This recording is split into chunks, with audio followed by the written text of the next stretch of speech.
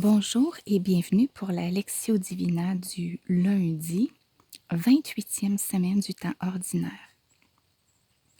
Alléluia, Alléluia.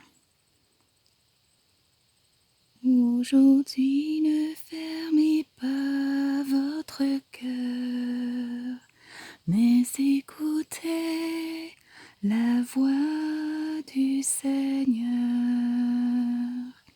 Alléluia. Évangile de Jésus-Christ selon saint Luc.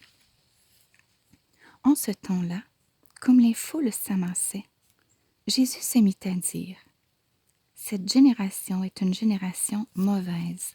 Elle cherche un signe, mais en fait de signe, il ne lui sera donné que le signe de Jonas.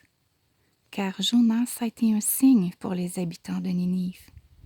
Il en sera de même avec le Fils de l'homme pour cette génération. Lors du jugement, la reine de Saba se dressera en même temps que les hommes de cette génération, et elle les condamnera. En effet, elle est venue des extrémités de la terre pour écouter la sagesse de Salomon. Et il y a ici bien plus que Salomon. Lors du jugement, les habitants de Ninive se lèveront en même temps que cette génération, et ils la condamneront. En effet, ils se sont convertis en réponse à la proclamation faite par Jonas. Et il y a ici bien plus que Jonas. Acclamons la parole de Dieu. Louange à toi, Seigneur Jésus.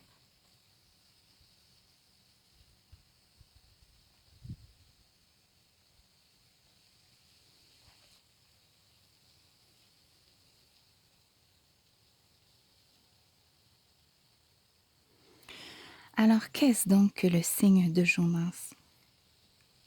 Parce que je pense aussi qu'aujourd'hui, dans le monde d'aujourd'hui, le Seigneur veut nous faire signe, mais comme le signe de Jonas. On attend des signes grandioses. On attend que le soleil danse. On attend que le Seigneur revienne glorieux comme l'éclair. On attend de voir un ange. Mais le Seigneur nous dit : vous n'aurez comme signe que le signe de Jonas. Et Jonas, simplement, avait été un signe pour Ninive, simplement en annonçant. C'est fou, là, mais en annonçant qu'elle était mauvaise et qu'il fallait qu'elle revienne de de son mauvais penchant. Et la ville de Ninive s'était convertie. Tout le monde avait fait pénitence. Tout le monde avait prié en disant : « Seigneur, aie pitié de nous. » Et le Seigneur avait eu pitié d'eux.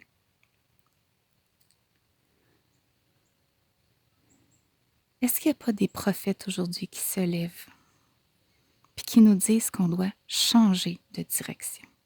Parce que dans le monde, ça va pas bien.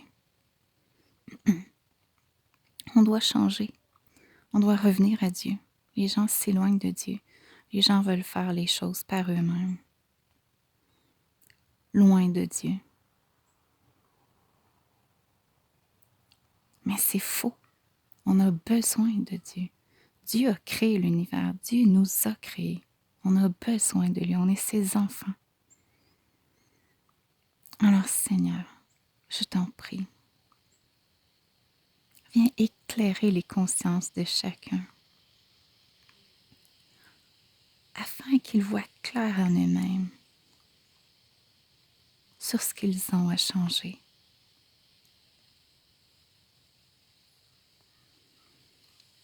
Oui, merci Seigneur pour ta patience.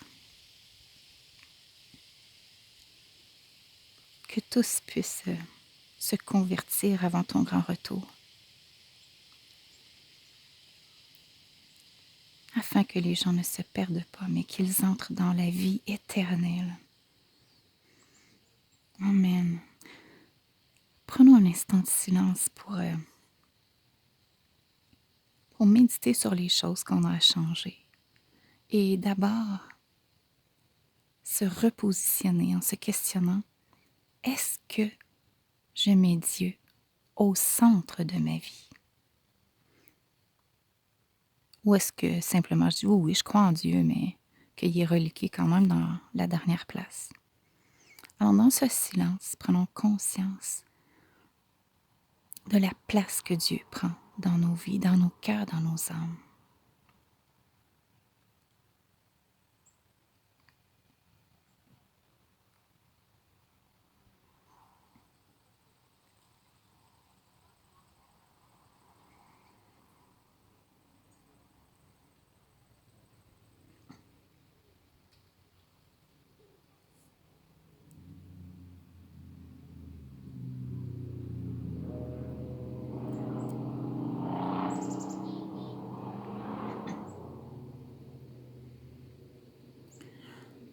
Alors oui, même dans notre silence, il peut y avoir du bruit, des bruits extérieurs, le bruit du monde d'aujourd'hui qui s'en va dans toutes les directions,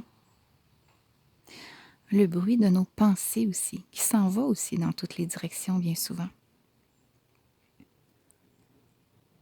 Alors essayons d'entrer dans la paix, dans le silence intérieur, peu importe, avec la foi et la confiance que Dieu peut tout. Mais on a besoin de lui. Donc revenons à lui. Et sachons écouter les prophètes qui nous disent de revenir à Dieu. Le temps presse. Il est temps de revenir à Dieu. Amen, alléluia. Je vous souhaite une excellente journée et on se dit à demain.